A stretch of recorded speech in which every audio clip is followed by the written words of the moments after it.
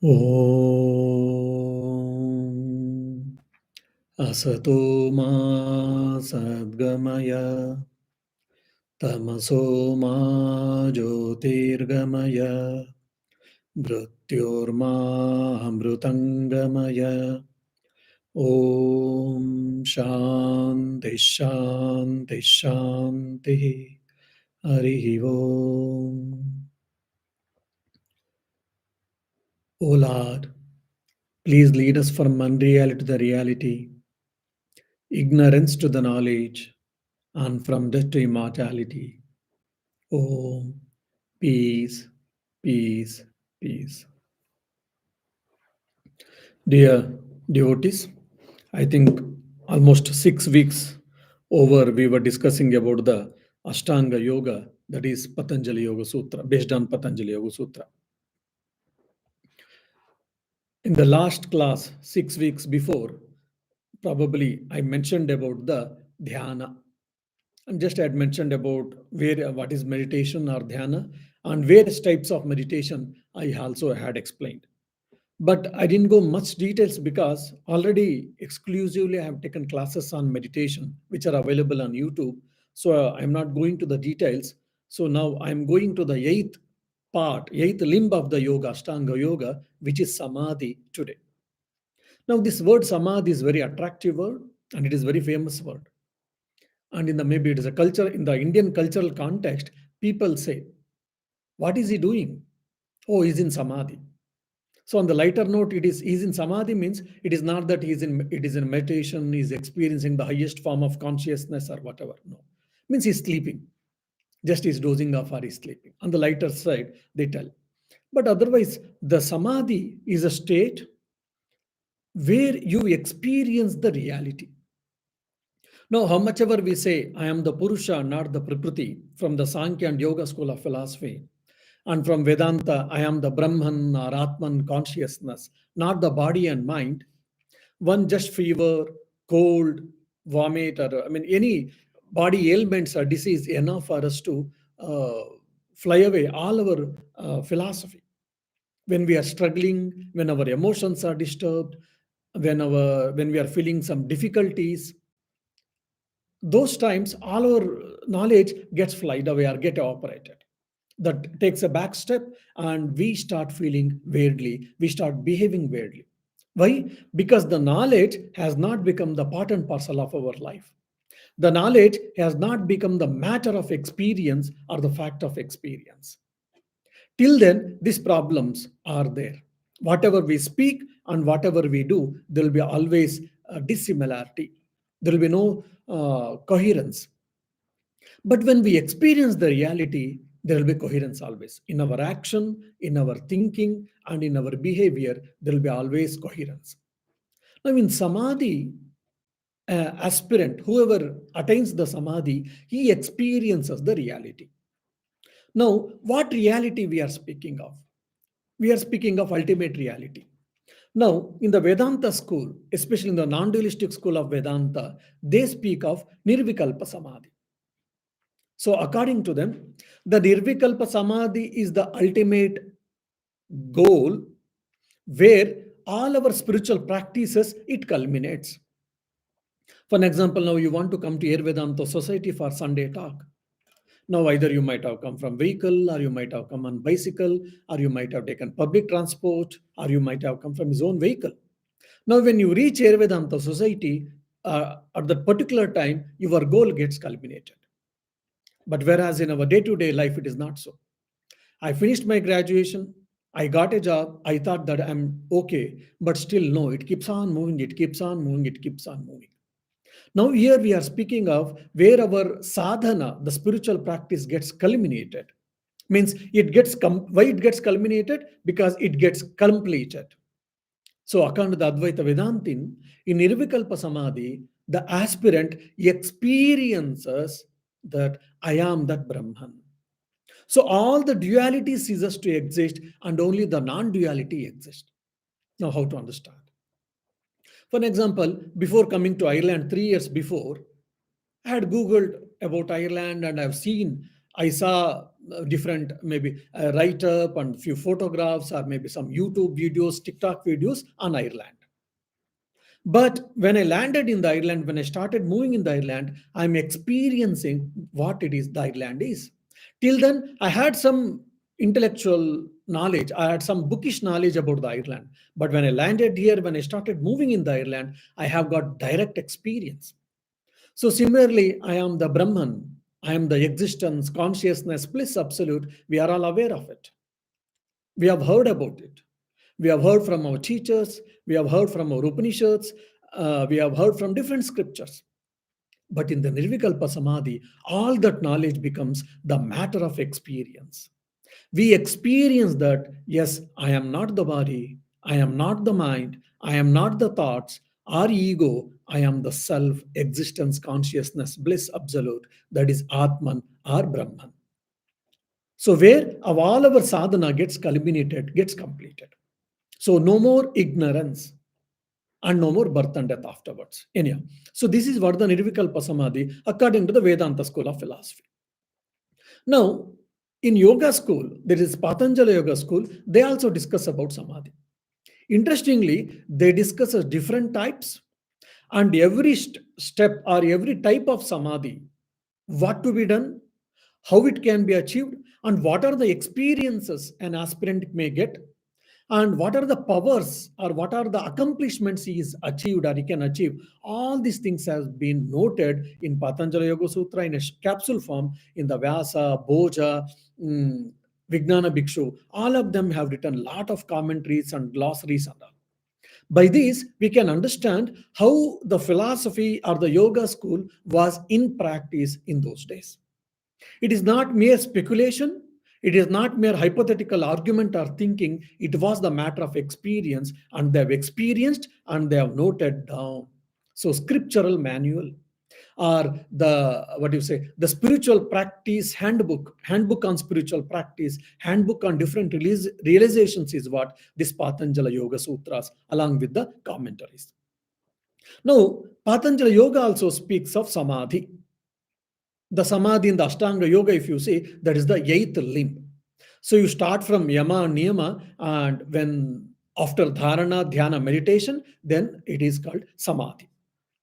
So in the Samadhi, actually, if you see in the Vedanta school, I said, there the individual self gets merged with the Supreme Self.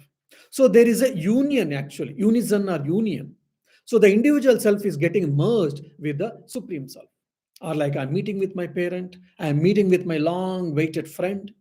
So here the individual self is meeting with his higher self or supreme, that is called Supreme Self. So there it is an union actually. But interestingly, in the yoga school, in the Samadhi, what happens? There becomes actually separation. It looks like very opposite. In the Vedanta school, it is an union, and in the yoga school of Samadhi, it is the separation. Separation of what? So again, we have to understand here, it is not the physical separation, it is only cognitive separation. The separation of the Purusha and Prakriti. So they tell Purusha Prakriti Viyogaha in Sanskrit. Viyoga means loss, separation. Separation of whom? Like divorce and husband and wife, they take divorce. Unfortunately, in those present days, it has become too much. For small petty reasons, they get divorced. So here, the Purusha and Prakriti, they get separated. Again, it is not physical separation, it is a cognitive separation. Means the Purusha, the consciousness or the individual self, because of the ignorance, he was thinking that, he was thinking that, or it is thinking that, I am the body, I am the mind, I am so and so, I am the son of so and so, I am the daughter of so and so, I have achieved this so and so, all these things with external paraphernalias. But when a person attains Samadhi, he gets separated from all that, and he understands that he is, in reality, is the Purusha. That is consciousness awareness. That's what the third sutra in the Samadhi Pada. The first chapter itself in Patanjali Yoga Sutra is Samadhi Pada.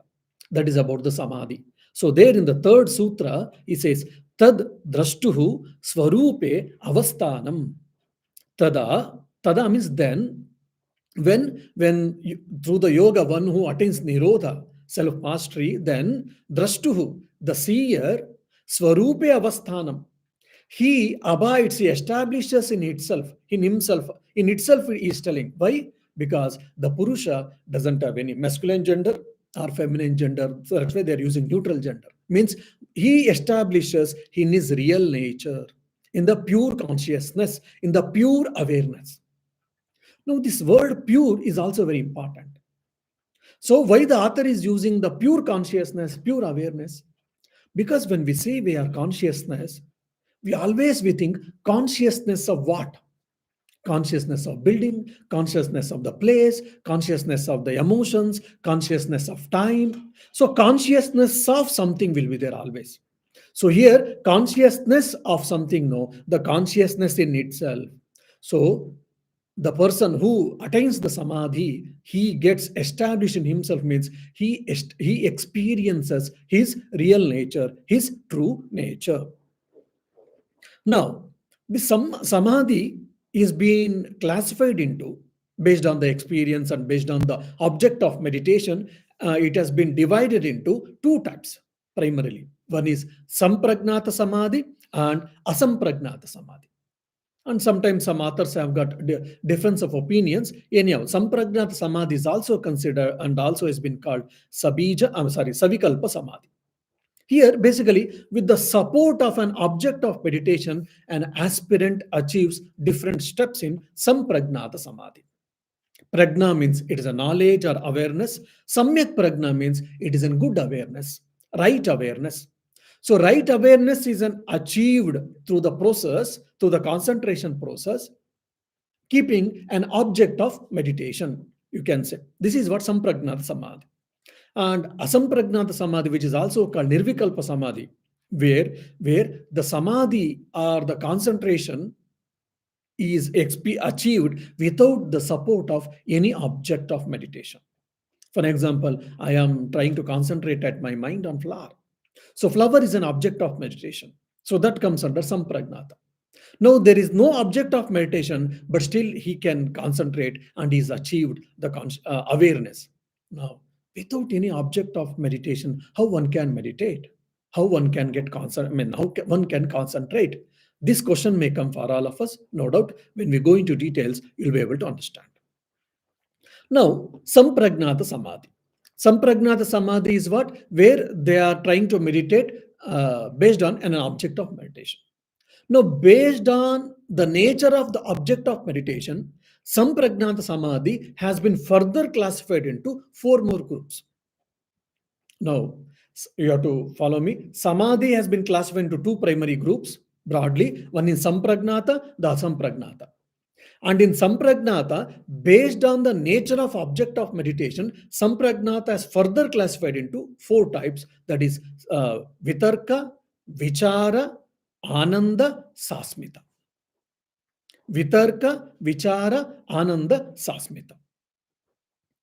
So what it is actually, and how this sampragnata samadhi, if it has been achieved, if you ask, in between there are a lot of sutras are there. So there the Acharya, Patanjali Acharya tells that through abhyasa and vairagya, through constant practice and through detachment.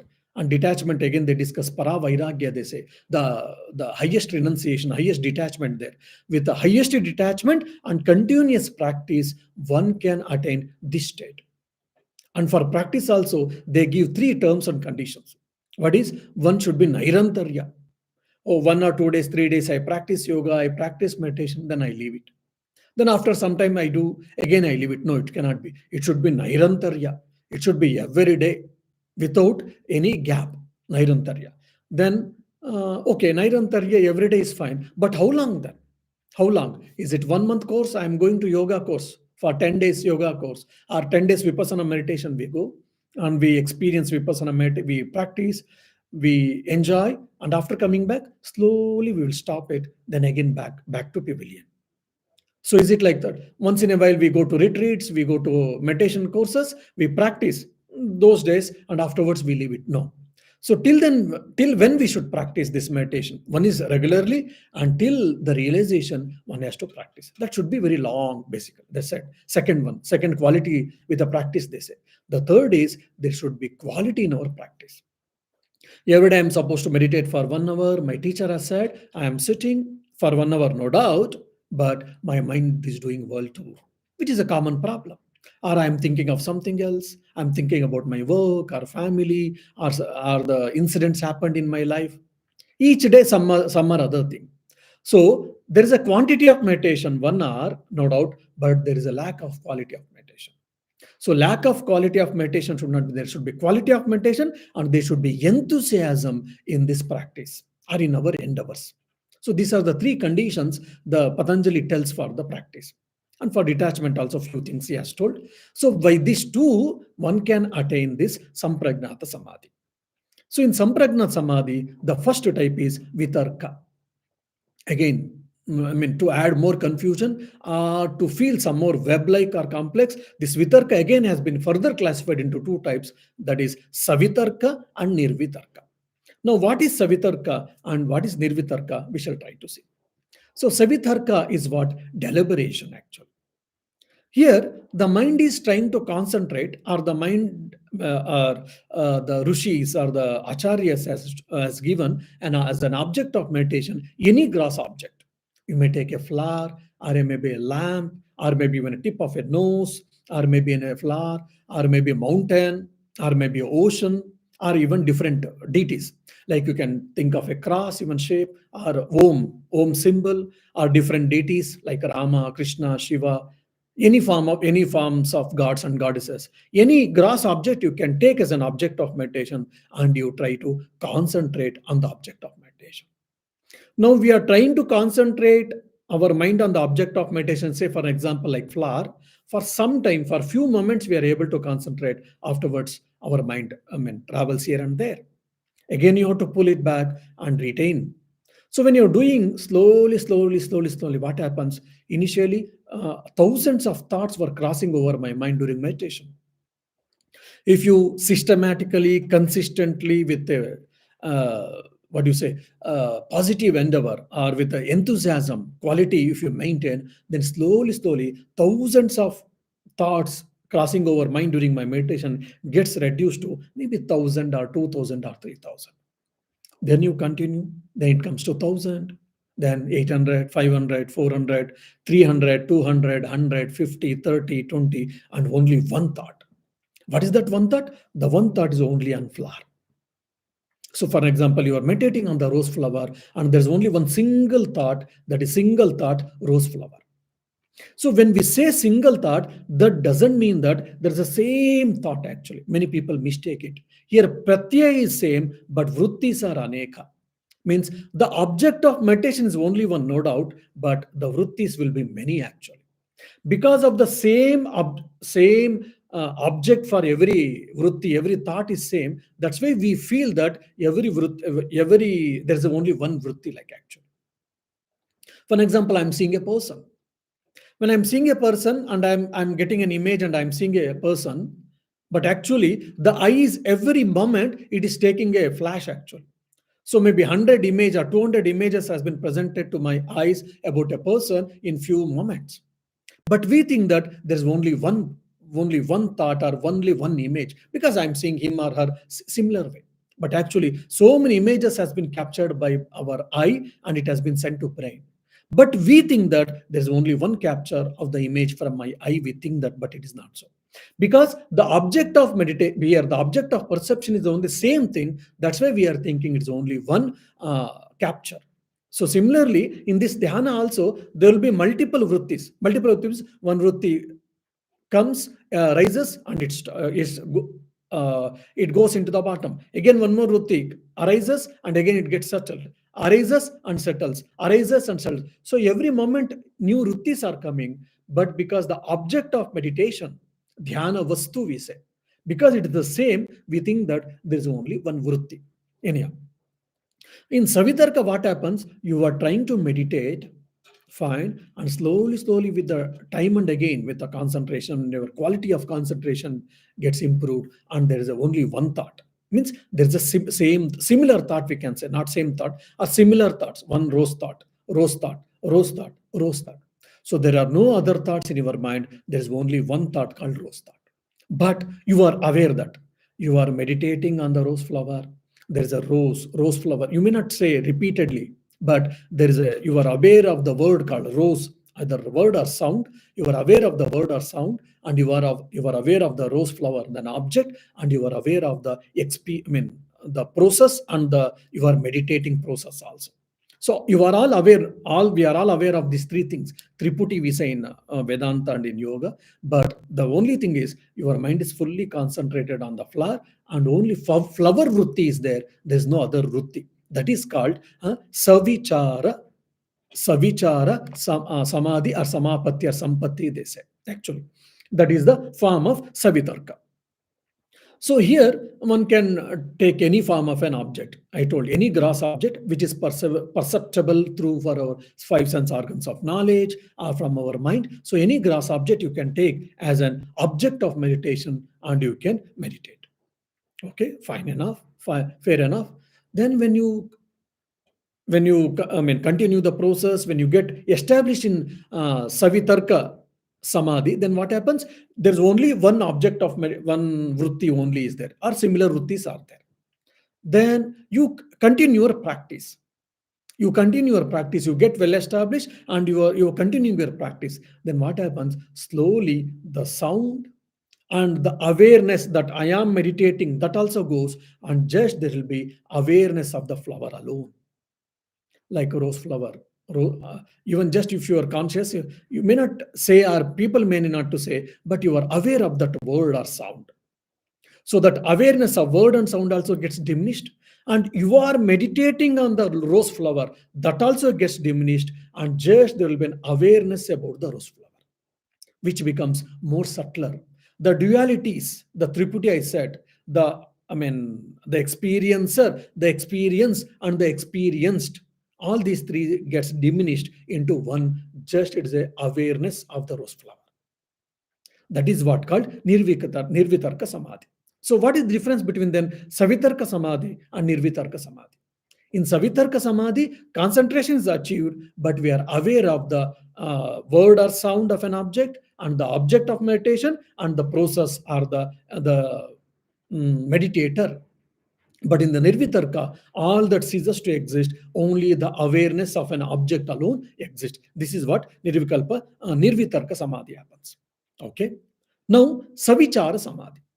So now Savitarka Samadhi and Nirvitarka Samadhi, after Savitarka Samadhi gets established, then the author asks us, or the Rishis asks us, then you go to the next step, higher step, that is called Savichara Samadhi. Savichara. Here Vichara means we know that reflective thinking. So in the Savichara means Samyak Vichara. So in the Savitarka, we try to concentrate our mind on the gross objects which are perceptible to our five sense organs of knowledge. Now in the Savichara Samadhi, we are trying to concentrate our mind, or we are supposed to concentrate our mind on the subtle things. So in the Savitarka, it is the gross things, and in the Savichara, it is the subtle objects. So in the Savichara Samadhi, the object of meditation becomes subtle, like tanmatras. If you know the theory of creation, theory of causation, either in the Vedanta or in the Yoga, I've discussed all these things in our Prakarana Granthas, in Tattva Bodha especially. All this detail I've discussed. So the whole world is made up of Panchabhutas. Or we will take the Yoga school of philosophy. This whole world is made up of Trigunatmika Prakriti, we know that. Now, this Panchabhutas, or this whole world is made up of Panchabhutas, we say. That is space, fire, air, water, and the earth. And these five gross elements, which is perceptible to us more or less, except space, these five gross elements have come from the five subtle elements called tanmatras. That is shabdas, the sound, sparsha, touch, rupa, form, rasa, taste, gandha is what smell. Again, they are not physical in nature, because sound we hear. Now I am speaking and you are hearing the sound. That's how you are able to understand my lecture. So I'm not speaking of external sound. Here sound is in the form of subtle way, that is tanmatra, which is very difficult to comprehend and perceive. It is for yogis, it is called yoga pratyaksha. When our mind goes to the highest state or higher states, you'll be able to perceive these tanmatras.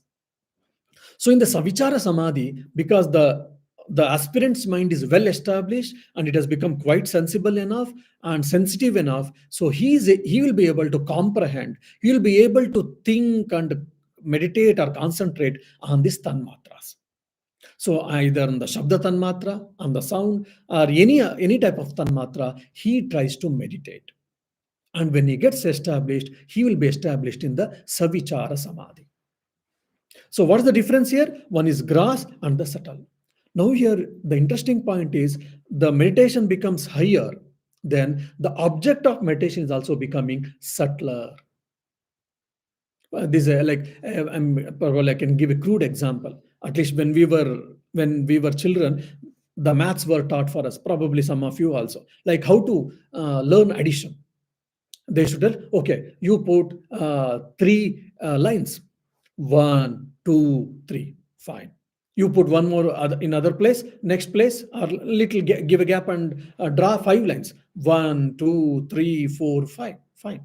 Then you count 1, 2, 3, 4, 5, 6, 7, 8. Like that we count. That's how we started learning.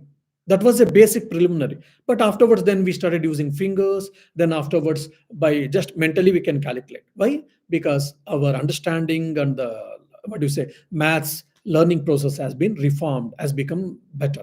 So here also, the yogis or the aspirants, when their mind gets established in the gross form, the meditation on the gross objects, so the next step is meditation on the subtle objects. So here, basically, our thinking and our concentration and the object of concentration is becoming more and more subtle. So in the Savichara Samadhi, what is the reflective concentration, they say that there we are trying to meditate on the Tanmatras. Okay, that is what Savichara Samadhi. Now, and Savichara Samadhi becomes again Nirvichara Samadhi. In Savichara Samadhi, I am meditating on the Tanmatra, again the Tanmatra and Tanmatra's form, subtle form, and I am the meditator. We are aware of all these three things. When the Savichara Samadhi, when it gets you are well established, and when the aspirant practices, continues his meditation, then slowly, automatically, he lands into Nirvichara Samadhi. Nirvichara means there is no three things, there's only one thing, means the awareness of the Tanmatra alone, the pure awareness, the bare awareness. It is not pure awareness. Awareness of the Tanmatra alone exists, but again, the meditator and the object of meditation and the sound or the word about it doesn't exist there. So only the awareness of the Tanmatra alone exists, or only that the Vritti alone exists, and all other dualities ceases to exist. This what happens in the Nirvichara Samadhi. Okay, so Savitarka Samadhi, Nirvitarka Samadhi, Savichara Samadhi, Nirvichara Samadhi. Fine.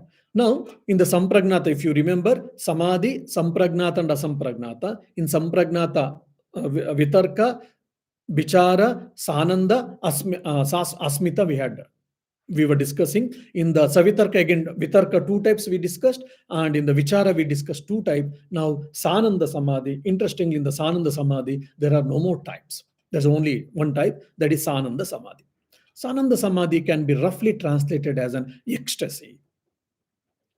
Of course, interestingly, in the Sananda Samadhi, just in the 2 words, Patanjali discusses what is Sananda Samadhi, and he goes. Maybe because he didn't explain much, or in other places also he might have given 4, 5, 6, 7 words maximum, that's all. But interestingly, about the Sananda Samadhi, Patanjali discusses or explains only just 2 words. In 2 words, and he goes. For whatever reason, so the commentators or the different philosophers of the yoga school philosophy, they don't have a single opinion. So there are multiple opinions. Maybe I may take 1 or 2 opinions on the Sananda Samadhi. Sananda Samadhi, here what happens? When the aspirant comes to Sananda Samadhi, his mind is well established in the meditation. And apart from that, he has established a good amount of pure mind. Good amount of pure mind, I'm saying that it is very subjective here. Already, if he has got pure mind only, he can do the other 2 types of meditation. Here, still, comparatively, much more purer sattvic mind he has achieved. Such type of person, he has controlled his sense organs, he has controlled his mind, He has controlled his emotions. He has controlled his thought process. At his will, he can think. At his will, he can stop thinking. At his will, he can feel. And at his will, he can stop even feeling. So, such type of mind, when he has got a pure sattvic mind, he starts experiencing the bliss in his mind or in the antakarana. So, it is an experience of the bliss. Now, this is not the ultimate bliss, which is called Sachidananda, we say. So here Ananda is not the ultimate bliss. It is only the, you can say, the reflection or the maybe a partial reflection of the ultimate bliss. It is a partial bliss yet. But for example, when our mind is calm, when our mind is quietened, then definitely with that calmness mind, we experience, with the stillness of mind, we experience some sort of Ananda actually, isn't it? So here's Ananda Samadhi, when his mind is under control, when his mind is controlled, sense organs are under control, all his thoughts, feelings, emotions are under control, when mind is completely still. When mind is completely still, there's only one vritti. Still here, no vritti has not been achieved. There is a vritti, there is a thought. What thought is there? Here, thought, the thought is not of any object. The thought is of the Ananda. That's a very interesting and very point to be noted. In the earlier, if you say Vitarka, there was a similar vrittis, but only one object of meditation or concentration. That is any gross object. Then when you come to Savichara Samadhi, there the object of meditation was some subtle element, which is called Tanmatra, say for example. Here, the object of the meditation is Ananda, the happiness or the bliss. So here there is no other object alone. Because with the stillness of the mind, with the calmness of the mind or quietened mind, the Ananda is being raised. So the thought is formed in the form of Ananda. So the Ananda thought, I'm happy. That happiness is, aroused in the form of thoughts. So the aspirant is experiencing that Ananda. That is what called Sananda Samadhi. When long back, when I was reading this Patanjali Yoga Sutra with this Ananda Samadhi and all, I was really mesmerized. How beautiful it is. His mind is calm, his mind is quietened or stilled, and is experiencing the Ananda alone, nothing else. And no other object of meditation is required, and just is experiencing Ananda, is experiencing Ananda, is experiencing Ananda. Maybe we can just, again, it is a crude example. I say, now you have got a beautiful dream. In the dream, for example, someone would like to go to maybe or would like to enjoy the ice cream, and ice cream has been kept, and you enjoyed ice cream. Because you enjoyed ice cream, some Ananda is there in you, some sort of joy, some sort of happiness is there. You enjoyed ice cream. There is no more ice cream now. Ice cream is over. You washed your hands and you are sitting simply because you, whatever you desired, you got it. And because of the result of enjoying the ice cream, that happiness is still lingering. For example, we go to picnic, we go to nice place, or whichever the place we like, or meet some good people, we come back. Now that action is over, but because based on that experience, that happiness still lingers in our mind. So similarly here, because of the continuous spiritual practices and the meditations and all, in this Sananda Samadhi, here it is only one vritti, one thought process is there, one thought is rising and subsiding, that is only Ananda. So only Ananda vritti, only Ananda. This is what the Sananda Samadhi. In the Sananda Samadhi, there is no, what do you say, different types like in the Vichara Samadhi, Vichara Savitarka, Nirvitarka, and Vichara Savichara, Nirvichara was there. In the Sananda Samadhi, there is no type. And because basically it is a concentration on the bliss. Now, interestingly, now you see, grass object was an object of meditation, Vitarka, and Vichara, the subtle object was an object of meditation. In the Sananda Samadhi, though it is not right to say, but just for an understanding sake, the happiness was the object of meditation. Though it comes naturally, but the object of experience was Ananda. Now in the Sasmita Samadhi, the fourth type, which is the fourth type, the last type of Sampragnata Samadhi. Asmita. Asmi. Whoever knows Sanskrit will be able to understand. Asmi means exist.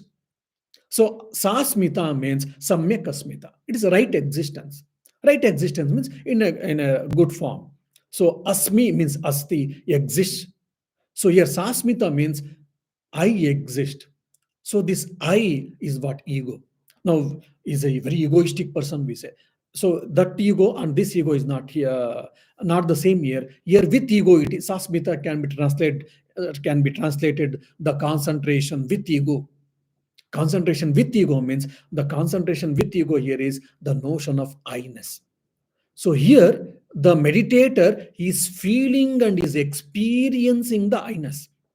Now we also experience the I-ness, no doubt, in our day-to-day life. But our I-ness is attached with our body, with our mind, with our thoughts, with our emotions, with our actions, with our sufferings, with our experience, different experiences. Now, for example, I'm working. I did some work and I came back and I am thinking about the work and I'm said, I did this work, I did that work, and my manager, he acknowledged it, he didn't acknowledge it, it is right, it is not right. All these type of thoughts will be coming as a reaction, whatever it may be. So now my I-ness is attached with my actions. When I'm enjoying the food, again, my I-ness is attached with the experience of the food. Now, in the sasmita, with ego means the concentration with ego means there is an experience of I-ness, no doubt, but this is a bare awareness, bare I-ness. Why? Because I-ness without attached to any external paraphernalia like body, mind, actions, or our what you say bank balance or the property or nothing. It is bare awareness. So here the Purusha starts understanding, starts experiencing that I am the Purusha and I am not the body and I am not the mind and I am not this any objects. So till sasmita, higher form of concentration is achieved and is experiencing that particular an object, no doubt, but about his own real nature, it was not the matter of experience. He might have intellectual knowledge, but it was not a fact of experience. It was not a matter of experience. Interesting. In the sasmita samadhi, here the aspirant starts feeling and not sorry starts experiencing that I am the Purusha, I who is free from this prakriti or this body mind complex and this world and its objects. So he starts experiencing that the pure awareness, the bare awareness. But still if a thin layer of an ignorance will be there. So that's the reason again that I-ness is in the form of thought. The pure awareness or the pure consciousness is in the form of thought. Still there is a subtle form, a very thin shade of ego is there. For example, now I am not able to see what is outside. Why? Because we have put a thick curtain. Now say for an example, now I replace this with a thin curtain, and outside street lights are there, though it's evening. Because of street lights are there and it's a very thin curtain, I'll be able to see to larger extent what is there outside, if not completely, at least say 80 90% or 95%.